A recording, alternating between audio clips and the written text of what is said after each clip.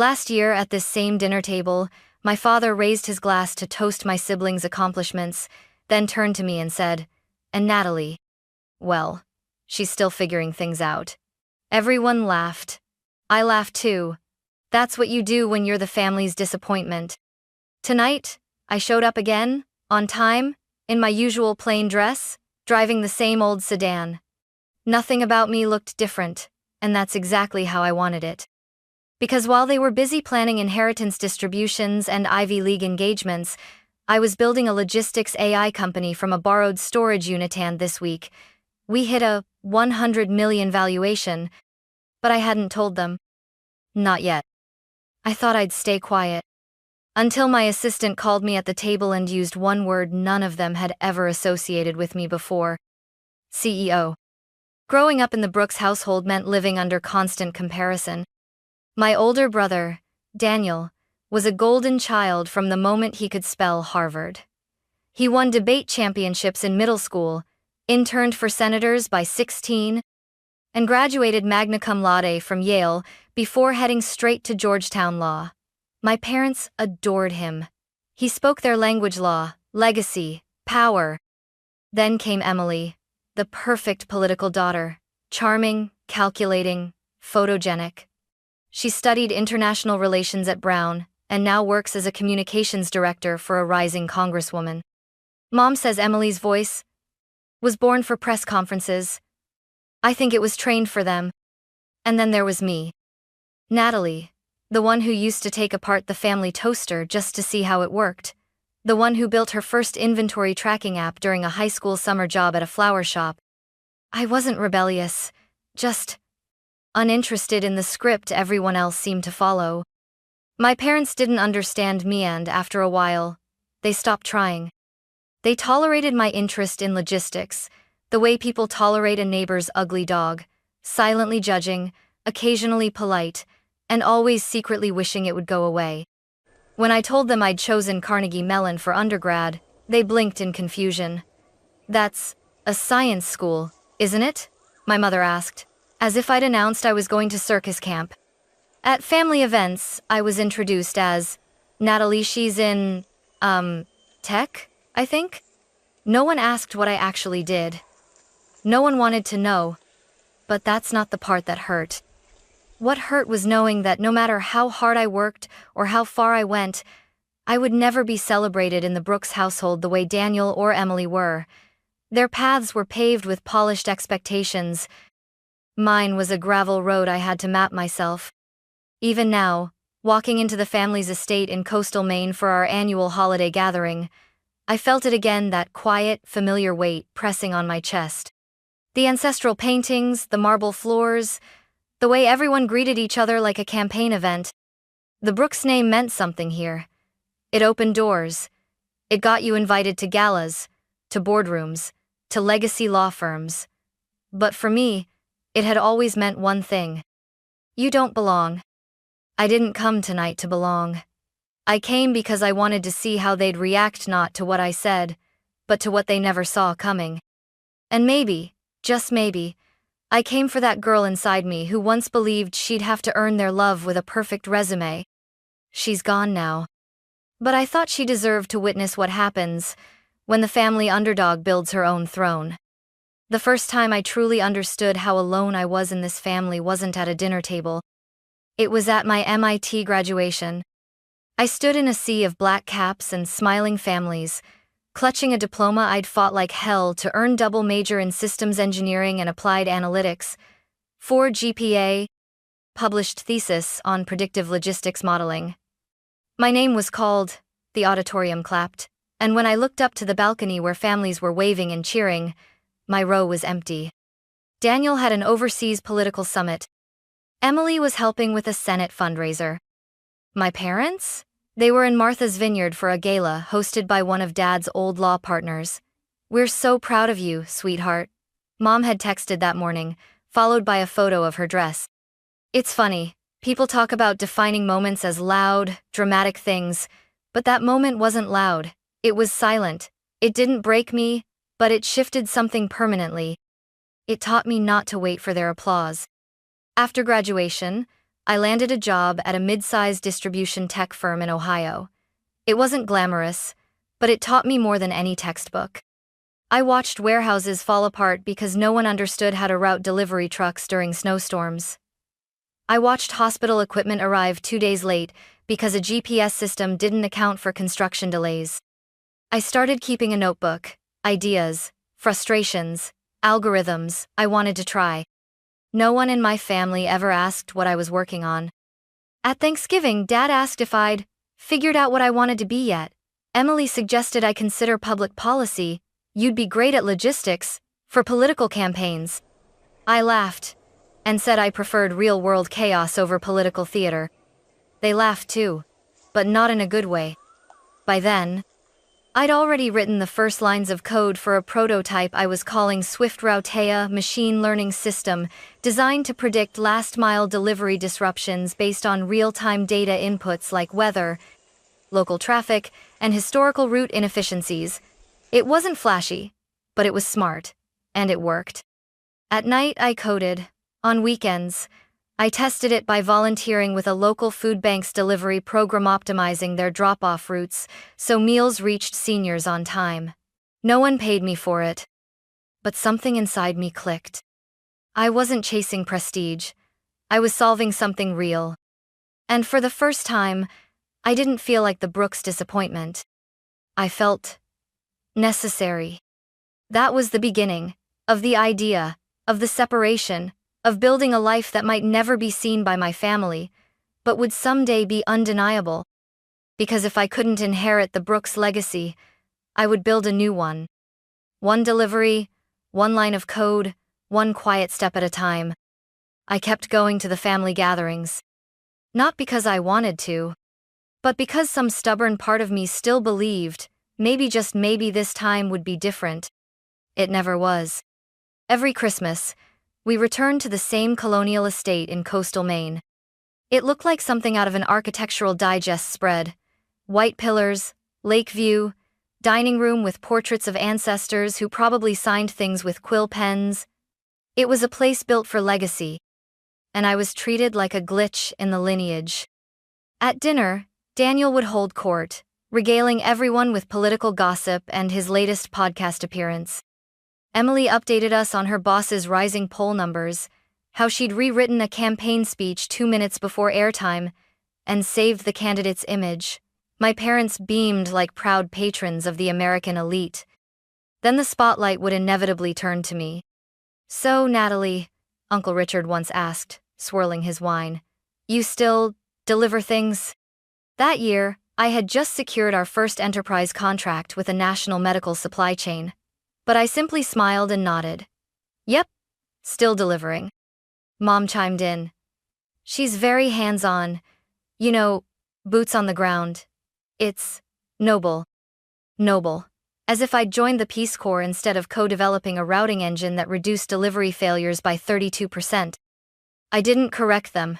Not anymore. What was the point? Every time I tried to explain what SwiftRoute did, someone changed the subject, or worse, gave me that blank, polite nod that said, "We stopped listening 2 seconds in." So I started wearing the same navy blue cardigan to every event. Kept the 2010 Honda, brought mid-tier wine, nothing flashy. The less remarkable I appeared, the less they'd prod. Emily once leaned over during brunch and whispered, "You should really think about branding, Nat. People take you more seriously when you look expensive." I wanted to ask her if she thought engineers came in gold foil. Instead, I nodded and bit into my scone. It was easier to play the part they'd assigned me, the eccentric one, the quiet one, the family errand girl, who liked working with vans and numbers. Let them think I was harmless. Because the truth was, I wasn't harmless. I was building something they didn't understand. And someday, they would. But not because I demanded their attention. No, I would make them listen the only way the Brooks family knew how. By becoming undeniable. And the moment was coming soon. The dinner began like they all did, performative and exhausting. We gathered in the chandelier-lit dining room of the estate, seated by hierarchy, not affection. My father at one end, my mother at the other. Daniel to his right, Emily to her left. Me, down the table with the floral arrangement partially blocking my view, like always. The first course was sea bass flown in from somewhere that sounded expensive. Everyone made the appropriate noises of approval. Emily announced she'd been invited to a White House roundtable. Daniel mentioned polling numbers and some senator's extramarital scandal.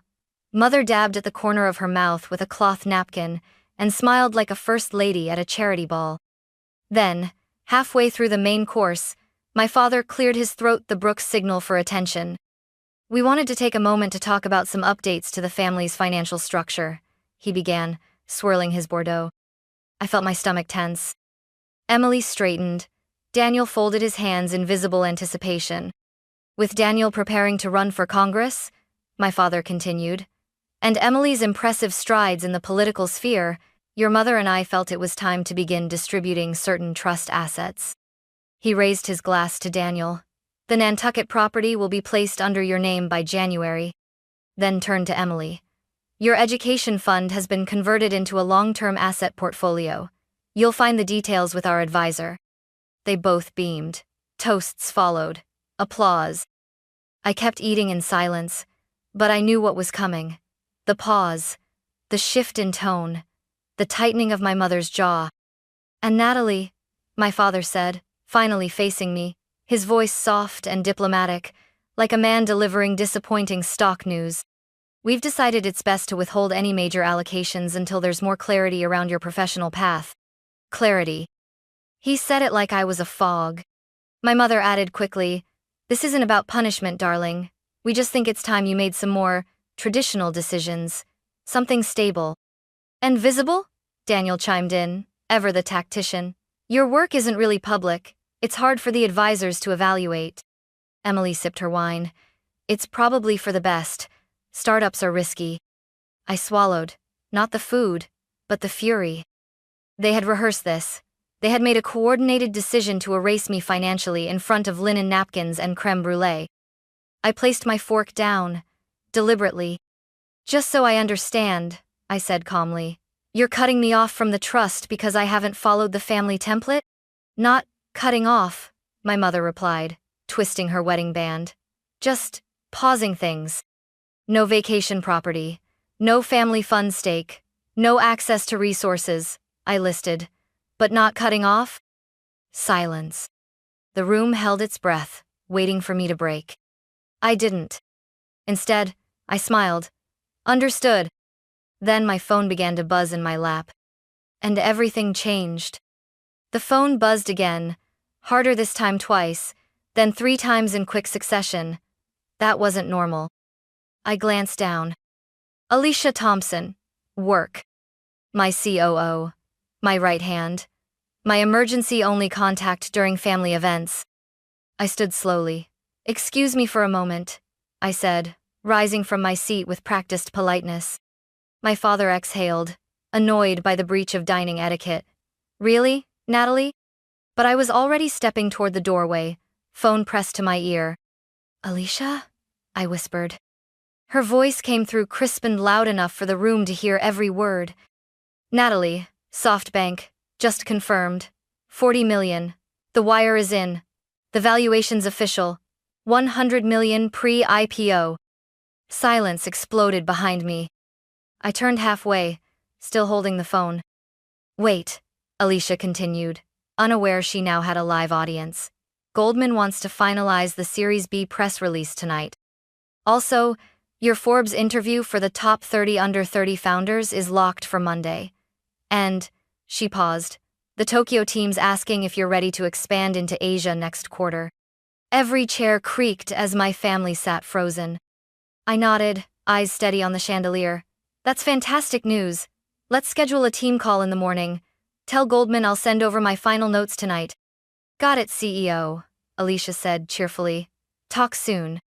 I ended the call and turned back to the room. My father's glass hovered midair, wine forgotten. My mother's fork had stopped halfway to her mouth. Daniel blinked, trying to process. Emily had the expression of someone watching a car accident in slow motion. I walked calmly back to my seat. The quiet was a living thing. Then Aunt Claire, bless her, the only one in the family with a spine, and a soul broke the silence with a laugh that rang like glass. "Well," she said, raising her champagne flute, "I think that deserves a real toast." I met her eyes. She winked. My mother recovered first. "Natalie," she said, voice breathy, sugar slick, "Darling, why didn't you tell us?" My father leaned forward. "SoftBank? As in, SoftBank? And Goldman's involved?" Emily blinked rapidly. "You're a CEO?" I didn't answer right away. Instead, I took a long sip of wine, let it linger. Then I smiled. "I thought you said startups were risky." No one laughed this time. For a moment, no one said a word. Then, as if on cue, they all tried to talk at once. My father leaned forward, his tone shifting from dismissive to suddenly attentive. "Natalie, we should have had this conversation earlier. If you'd told us your company was doing so well, we could have coordinated a family investment, perhaps even helped you scale faster." "Help me scale." The man who just 20 minutes ago cut me off from the family trust now wanted in. Daniel jumped in. "Goldman Sachs, that's real. That gives you weight. We could position this as a Brooks Family Innovation Initiative. I have donors who'd love a tech-forward story to attach to." Emily wasn't far behind. "We're organizing a healthcare reform panel next month. Brian, me boss, would love to feature you. We could brand your work as part of the campaign's forward-looking agenda. It's perfect. Perfect. For them. Not for me." My mother, always the strategist, placed a hand lightly over mine. "Sweetheart, I know we've been cautious, but you have to understand we were worried about you. Startups fail. We didn't want you to get hurt." I looked at her hand. Perfect nails.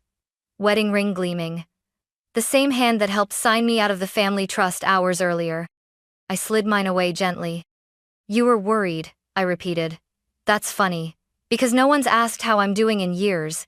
You weren't worried about me. You were embarrassed by me." Their faces tightened.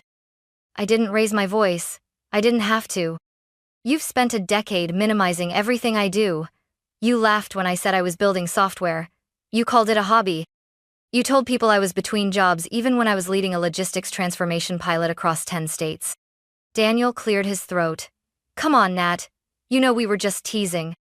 "No," I said calmly. "You were diminishing me.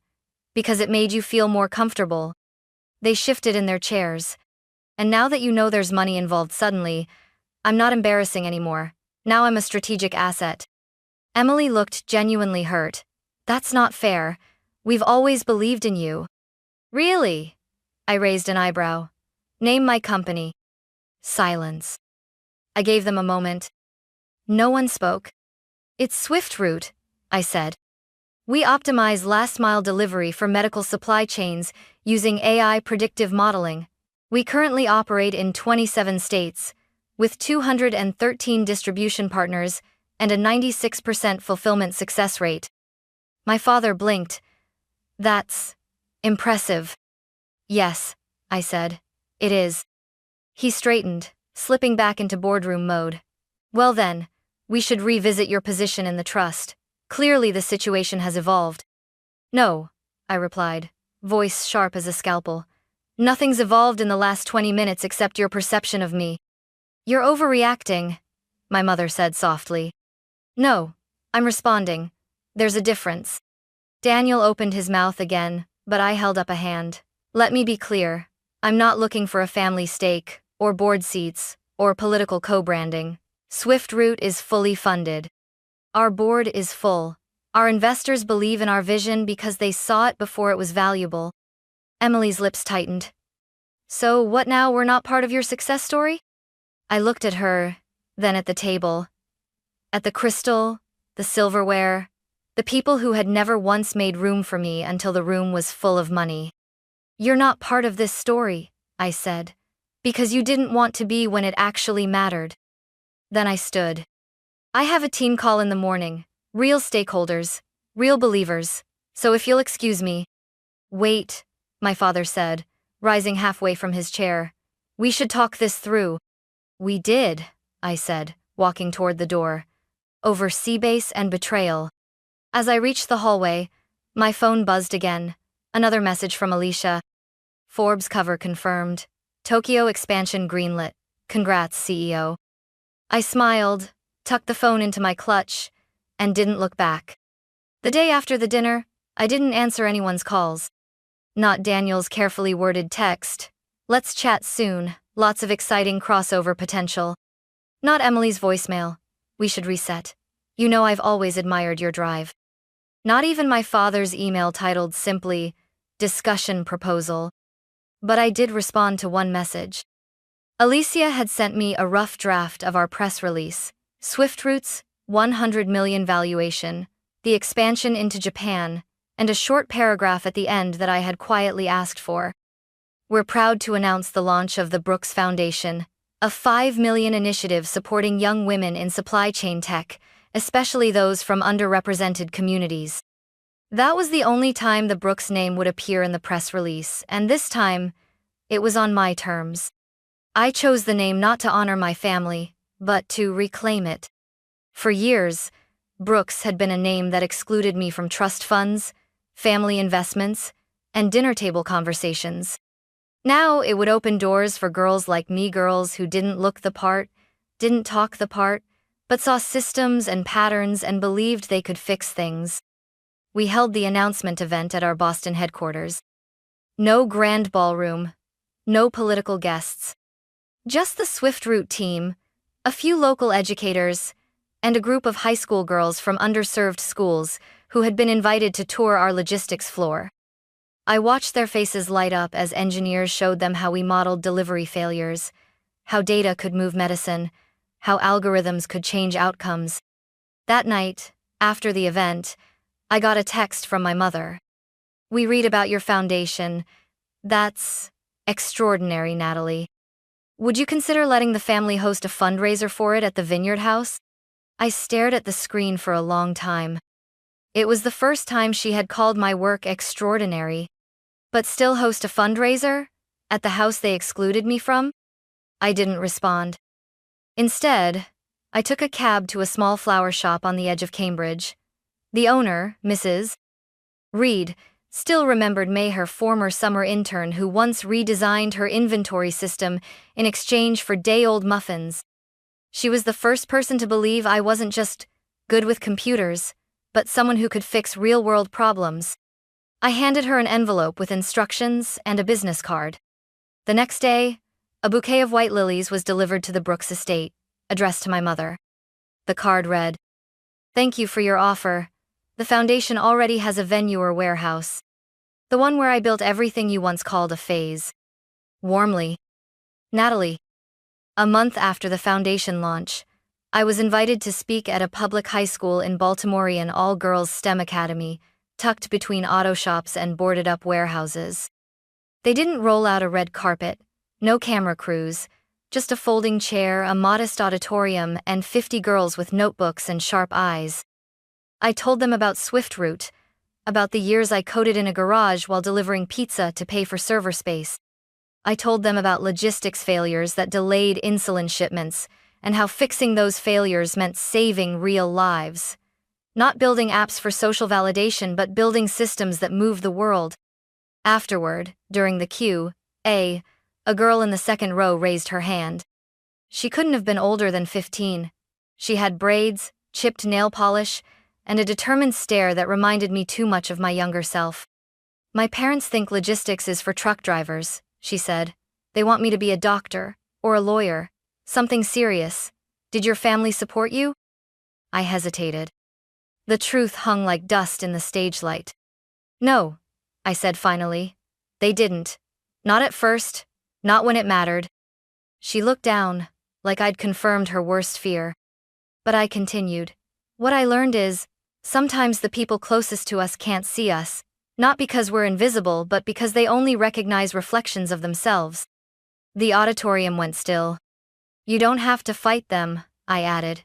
"You just have to build something they can't deny, something so real, so yours, that their understanding becomes irrelevant." She nodded, slowly, and I knew she got it. Afterward, a teacher gave me a gift, a mug that read, Shipping confidence since 2023. I laughed harder than I had in weeks.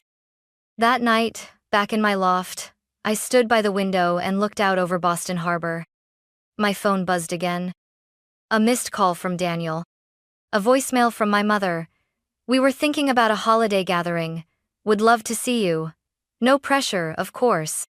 Emily had texted, Brian's campaign would still love your support. Even just a quote for our healthcare platform. I didn't reply. Instead, I opened an envelope on my kitchen counter. Inside were hand-drawn thank you cards from the students in Baltimore. One simply said, "Thank you for proving that a girl like me can run the whole system." I tucked it into my desk drawer, right next to the trust fund letter that said I was being excluded. One piece of paper erased me. The other reminded me that I exist in ways that matter far more. A few days later, I hosted a quiet dinner for my team at the warehouse office where it all began. No press, no gala, just the people who believed from the start. As everyone left, Alicia handed me one last delivery. A bouquet of peonies. No card. Just a look between us, and understanding. I placed them by the window, next to a photo of that warehouse in its earliest days. Concrete floor, cardboard desks, no heat, no furniture. Just vision. That's what I built. Not a company. A legacy. Mine.